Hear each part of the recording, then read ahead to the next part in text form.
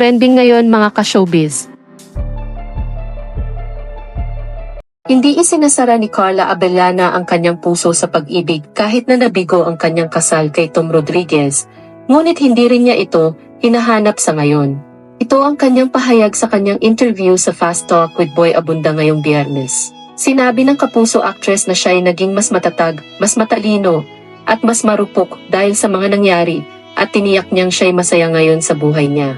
It was a difficult journey to get to this point, but yes, definitely, confident po na sabihin na I'm happy, very happy, sabi ni Carla.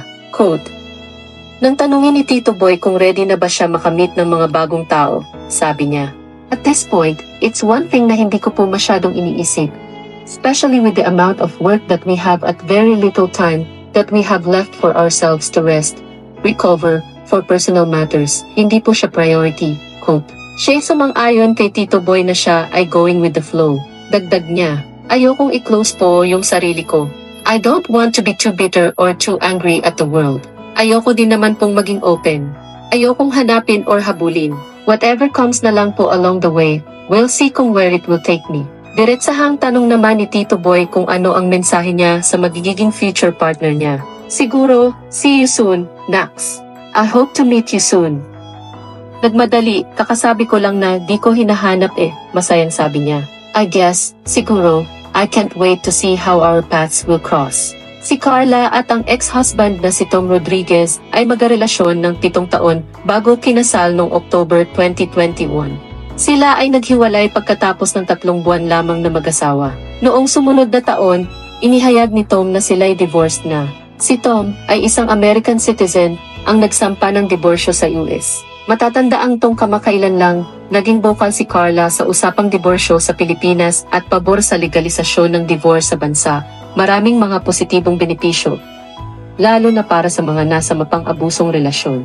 Sa isang panayam sa 24 oras, tinanong ang kapuso actress tungkol sa kanyang pananaw sa kontrobersyal na panukalang batas na nakabinbin sa Kongreso, kaugnay ng kanyang sariling karanasan matapos ang paghihiwalay ng kanilang kasal at ang sumunod na proseso ng diborsyo sa US. Katoliko ako pero realistic naman ako.